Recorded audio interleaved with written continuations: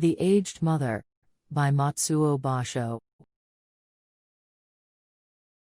Long ago there lived at the foot of the mountain, a poor farmer and his aged, widowed mother. They owned a bit of land which supplied them with food, and they were humble, peaceful, and happy. Shining was governed by a despotic leader who, though a warrior, had a great and cowardly shrinking from anything suggestive of failing health and strength. This caused him to send out a cruel proclamation. The entire province was given strict orders to immediately put to death all aged people. Those were barbarous days, and the custom of abandoning old people to die was not uncommon. The poor farmer loved his aged mother with tender reverence, and the order filled his heart with sorrow. But no one ever thought twice about obeying the mandate of the governor, so with many deep and hopeless sighs, the youth prepared for what at that time was considered the kindest mode of death. Just at sundown, when his day's work was ended, he took a quantity of unwhitened rice, which was the principal food for the poor, and he cooked, dried it, and tied it in a square cloth, which he swung in a bundle around his neck along with a gourd filled with cool, sweet water. Then he lifted his helpless old mother to his back and started on his painful journey up the mountain. The road was long and steep. The narrow road was crossed and recrossed by many paths made by the hunters and woodcutters. In some place, they lost and confused, but he gave no heed. One path or another, it mattered not. On he went, climbing blindly upward, ever upward towards the high bare summit of what is known as Obatsuyama, the mountain of the abandoning of the aged. The eyes of the old mother were not so dim but that they noted the reckless hastening from one path to another, and her loving heart grew anxious. Her son did not know the mountain's many paths and his return might be one of danger, so she stretched forth her hand and snapping the twigs from brushes as they passed, she quietly dropped a handful every few steps of the way so that as they climbed, the narrow path behind them was dotted at frequent intervals with tiny piles of twigs. At last the summit was reached. Weary and heartsick, the youth gently released his burden and silently prepared a place of comfort as his last duty to the loved one.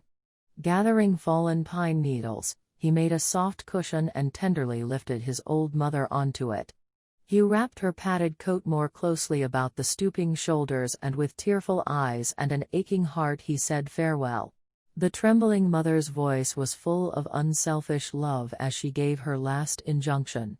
"Let not thine eyes be blinded, my son," she said. "The mountain road is full of dangers. Look carefully and follow the path which holds the piles of twigs. They will guide you to the familiar path farther down." The son's surprised eyes looked back over the path, then at the poor old, shriveled hands all scratched and soiled by their work of love. His heart broke within and bowing to the ground, he cried aloud, "Oh, honorable mother, your kindness breaks my heart.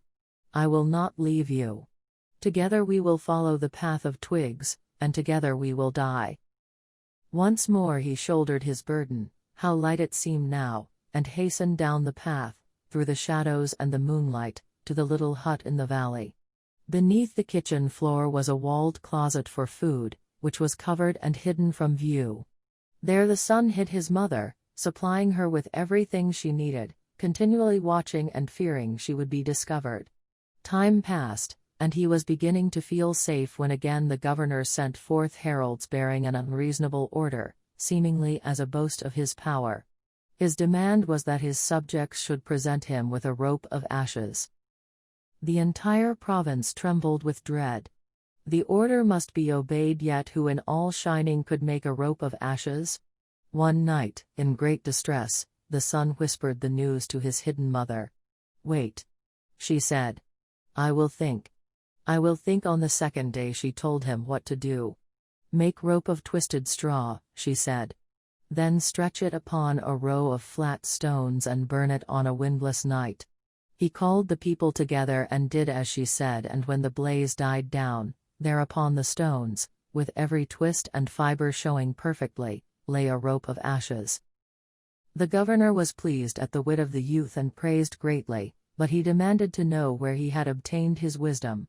Alas! Alas! cried the farmer, "the truth must be told." And with deep bows he related his story.